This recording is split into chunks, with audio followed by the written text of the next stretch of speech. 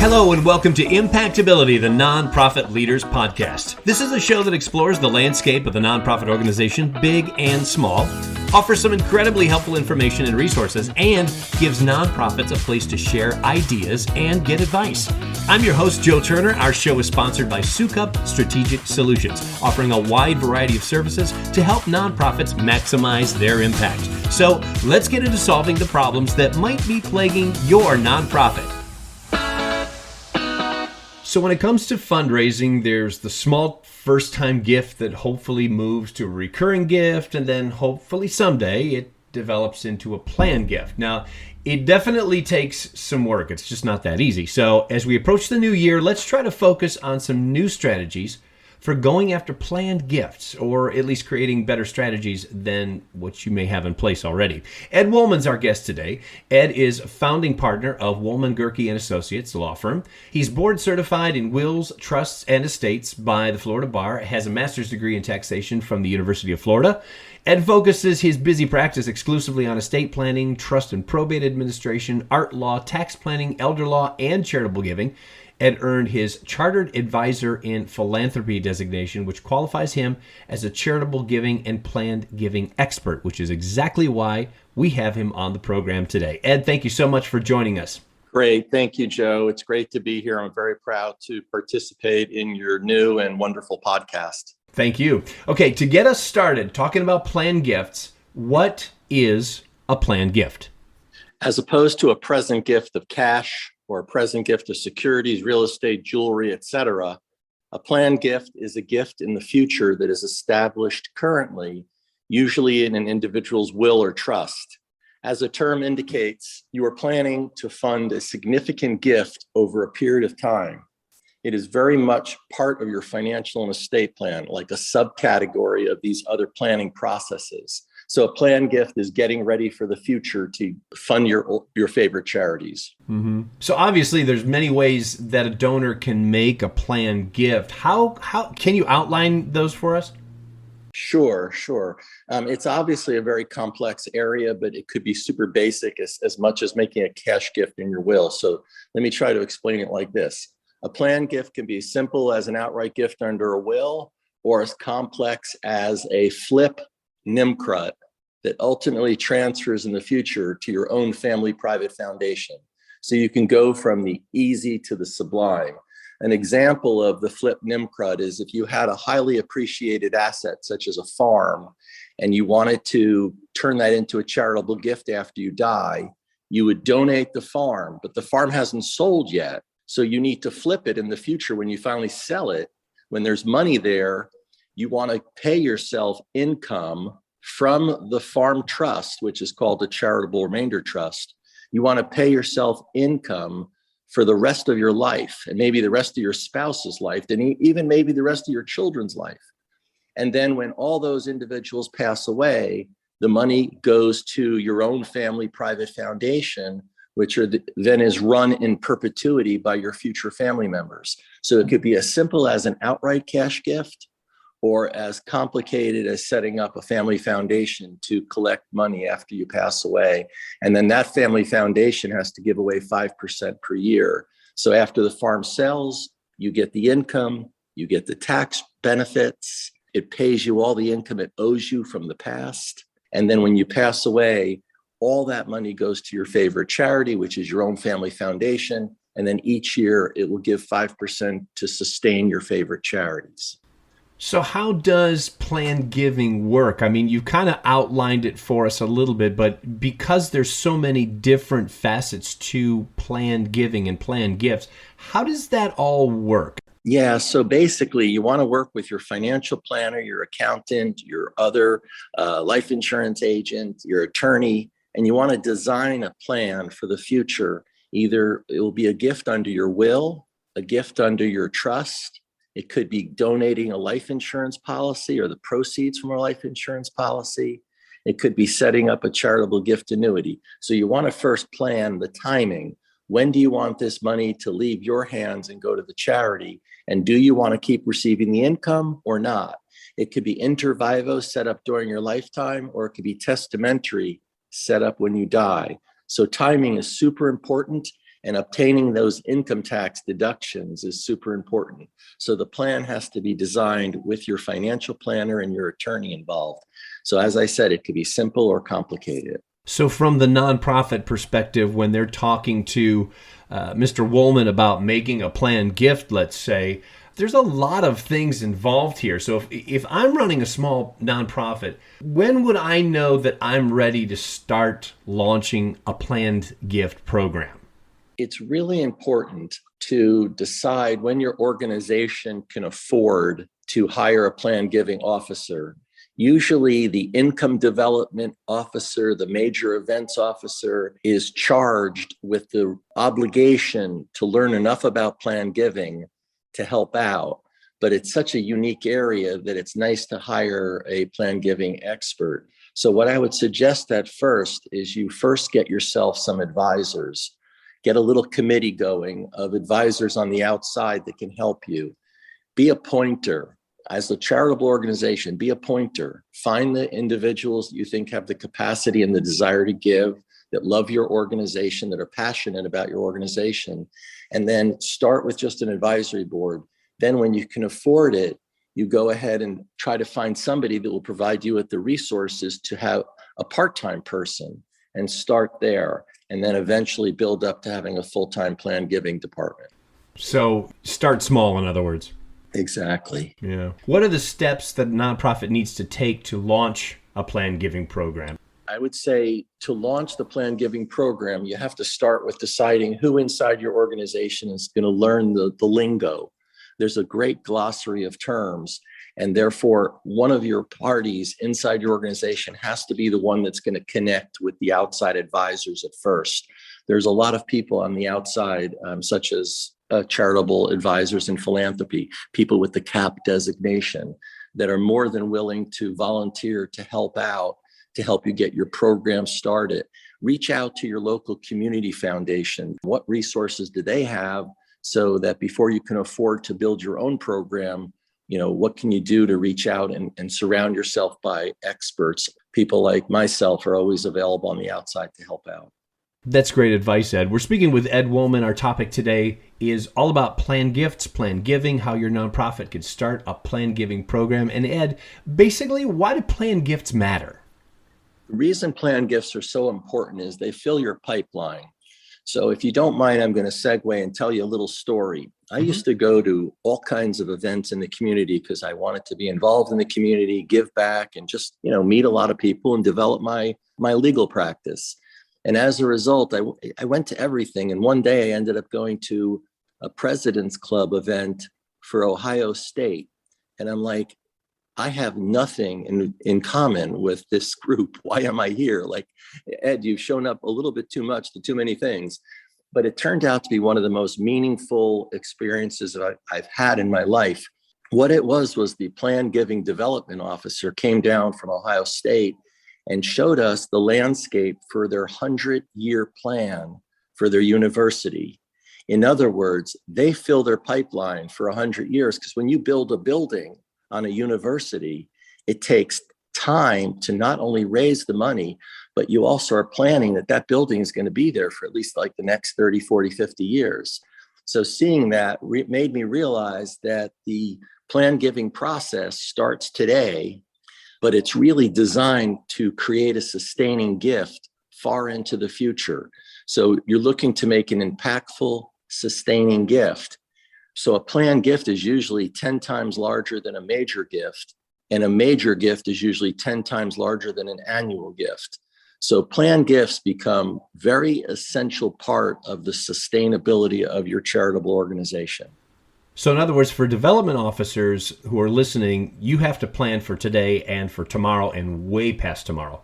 Right. And cultivating those relationships and cultivating your best donors. Usually every organization has like 10 key donors that are going to make the most significant impact. The smaller gifts are extremely important, but those major gifts need to be cultivated over a long period of time. There is that magic word, cultivation. We say it all the time.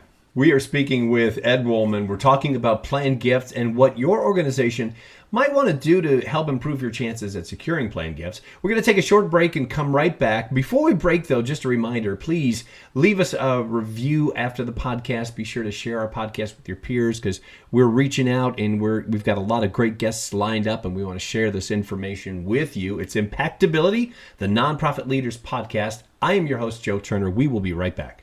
One of the biggest challenges facing nonprofits today is securing grants. Where do I find information on grants? How do I write a grant? And how do I submit the grant? And then, of course, the dreaded midnight deadlines. Hi, I'm Teresa Stos, and I have been there and done that. At Sukup Strategic Solutions, we have a team of expert grant writers with years of experience writing hundreds of grants for nonprofits just like yours. Visit our website today at sukupstrategicsolutions.com and schedule a free consultation about your grant writing needs. That's SOUKUP strategicsolutions.com. Let's work together and get the grant that your nonprofit deserves. Welcome back to Impactability, the Nonprofit Leaders Podcast. I'm your host, Joe Turner. Make sure you stay with us for the latest edition of Coach's Corner that comes up in just a few minutes. Right now, though, we've been speaking with Ed Wollman about planned gifts and ways that you can increase the planned gifts that your nonprofit can secure. Now, Ed, great discussion so far. So tell us about a planned gift that you helped a client give that truly made an impact on the organization that received it. There's so many fun stories to tell, but I'm just going to give you two of the highlights. One, recently, a gentleman had a $3 million home over in Fort Lauderdale on the water, and he wanted to donate it to charity. So we determined that it's the perfect time with interest rates being so low at the federal level. It's the perfect time to give away a remainder interest in his house. So when he passes, and he's in his 80s, when he passes, one of the large charities here in town is going to receive the remainder of that house. Because interest rates are so low and the way the calculations work at the federal level, he received an enormous, like 75% charitable deduction, and he got to stay in his house. He gets to stay in his house for the rest of his life. So it's really a wonderful opportunity. And I have one more that I'd like to share. I had a gentleman that built his business and eventually created what's called an ESOP, where he sold the business to his employees. And when you take ESOP stock, you take it at a very low basis. So if one of your donors has very low basis stock, one of the most wonderful things to do is to donate that stock to a charitable remainder trust. So we did that recently, and it was able to fund one of the major gifts at one of our large local charities here to build a entertainment room, their relationship room where they have all the events, and it's right out there on the water. So he and his wife will receive the income for their lifetime. And when they pass away, this $1 million gift will stay with that charity to pay for and sustain that event room. That is a great story. Both great stories. It's got to be really refreshing for you and really kind of makes you want to go to work every day when you're working on that side of the coin, when you're working to help the donor give to whatever charity that they're interested in. So for the nonprofits that are listening, let's go to the other side of the fence and ask you for some planned giving best practices. What do we need to be doing? What do we have to make sure we're doing in order to have a good planned giving program at our nonprofit? I kind of think that it's really important to incorporate, collaborate, and communicate. So let me explain that. It's really important that the planned gift is incorporated into all the other planning processes, financial planning, estate planning, long-term care planning, because the client/donor has to be very comfortable and understand where this gift fits into their ability to give away that kind of money, yet still take care of the rest of their loved ones. Collaborate. It's important for us all to collaborate together because, it's important to bring, two heads are better than one. It's important to bring us together and have best practices, like you asked me. And then most importantly, communicate. We all speak in code. because of my experience of 35 years, I've learned from clients that while they very much enjoy working with us, they really don't understand what we're saying. So I've learned to speak in plain English, converting very difficult concepts into plain English. You've heard of a charitable lead trust, but try this on for size. You talk to a donor and you say, how would you like to lend $1 million to a charity for 15 years? And at the end of the 15 years, that loan will be repaid to your children or grandchildren. And the charity gets to use that money in the meantime, but you'll get all that money back. And you'll disadvantage the IRS by not having to pay 75% of the estate tax. So that I just used the loan concept to explain a charitable lead trust. It's not the same thing, but it's essentially what takes place. In a charitable lead trust, you set up the charity, the charitable organization gets the income, and at the end of a certain number of years, in my example, 15 years, you, your children, or your grandchildren get all the money back. So you give the money to the trust, the charity gets the income for a certain number of years, and then you get all your money back. It's a wonderful opportunity. So that is converting difficult concepts in plain English. You can do research. You can go on Google and Google plan gift, and you'll get a bunch of the normal, let's call them, the usual plan gifts. But this one, and do you have some other maybe lesser known plan gift ideas that you can share with us, or maybe at least get us to start thinking in different directions and maybe where we normally are thinking? Yeah, so basically the underutilized charitable lead trust payable to a community foundation or payable to a charitable gift fund or payable to your own private foundation or straight out to your favorite charities. The charitable lead trust in a low interest rate environment, which we've been in for many, many years now, is a phenomenal technique. And because it's complicated to explain, it's underutilized. But again, the charitable lead trust going into, say, a community foundation will allow you to provide a tremendous amount of income to the charities today. And then at the end of a certain number of years, that money all transfers to your family members, saving a tremendous amount of estate tax. And that could be either a grantor trust or a non-grantor trust, which is a complication we can talk about later. But basically, you can either get an upfront tax write-off or not. It's up to you. Most people avoid the upfront income tax deduction in favor of the more generous estate tax savings. But we can talk about that at another time, at another podcast, because grantor trusts and non-grantor trusts is about as complicated as you can get. Can you offer some ideas on how nonprofits listening to our program today, how they can improve their plan giving programs? The plan giving is a situation where it's a marathon. It's not a brief sprint. You need to plant the seeds, water your garden, develop your story, develop the needs, and fulfill somebody's desire to go from what Bob Buford said in his book, Halftime, to go from success to significance.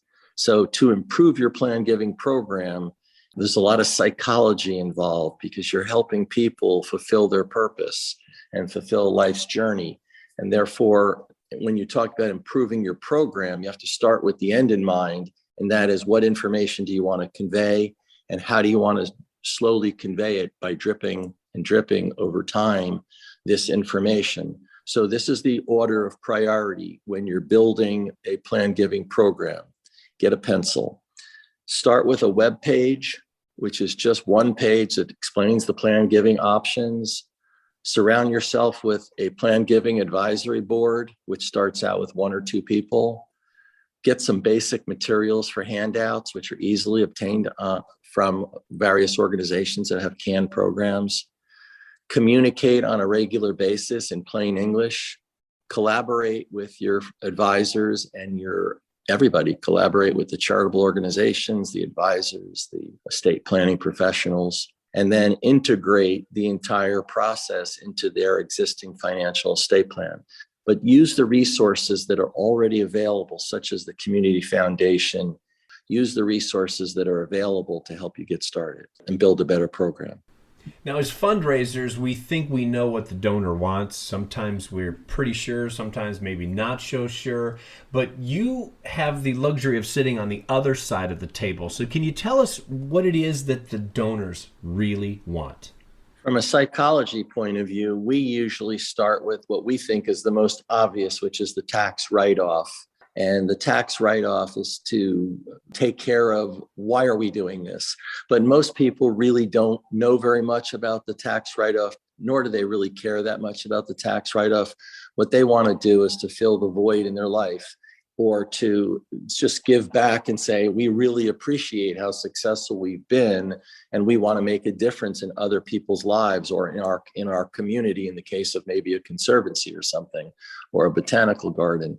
But they want to really feel appreciated, I think, for their life's journey and what they can now give back. It's sort of a part of self-actualization, fulfilling one's purpose. So if we've identified a prospect for a planned gift, we're going to go talk to Mr. Wollman today about a planned gift. What are some of the questions that we need to be asking that prospect? Would they like to make a significant long-term impact with a sustaining gift? I'll repeat that. Would they like to make a significant long-term impact with a sustaining gift? But possibly they can say, I want to build an endowment so the money stays intact, but the income each year can be used to support a program that I have. So what's really interesting is nobody wants to give money for overhead, but when you describe it in the form of a sustaining gift that could be used to continue the programs and events that you so love and appreciate about the organization, they then understand that this planned gift is designed to cover the overhead, which will allow the officers that run these charities to continue with the very essential programs and services. Great advice. I got to tell you, this has been a great conversation. As I'm listening to you, I'm thinking of being on both sides of the table. I'm sitting in your chair with the donor prospect, with the donor, and all of the things that they might be looking for. And then I'm also sitting on the other side. I'm the development officer going to talk to your client. And so I like your perspective on from where you sit during this whole process. Is there anything that you see that maybe some development officers are missing when they go to talk to the prospect that they really should have in their back pocket before they start the conversation? I think the good news and the more uncomfortable news is that we don't have enough confidence as professionals to delve into complex topics. And that's why it's so important to just start with the basics and surround yourself with knowledgeable people. You know, the expression knowledge is power, but knowing where to go to get the knowledge is key. So just getting more comfortable and confident with the material, the glossary of terms, is really important. And I would say in this area, it's okay to say, I don't know a great deal about this, but I know there's this technique and some tools out there that could really help you make a significant impact. I'd love to introduce you to my team of professionals that volunteer to work for our organization and see if we can't help you design something that would be very, very beneficial for you and your family to make a difference. Ed, I want to thank you for talking with us today. As we're heading into 2022, I'm thinking that a lot of our listeners have been taking some copious notes, and they've got some really good ideas and possibly some new ideas as well in ways that they can improve their planned giving programs. I hope our listeners have been taking notes. I want to wish you best wishes for the new year. Ed, thank you so much for joining us, and we'd like to have you come back real soon. Great. Thank you so much, Joe. Have a great day. Thank you.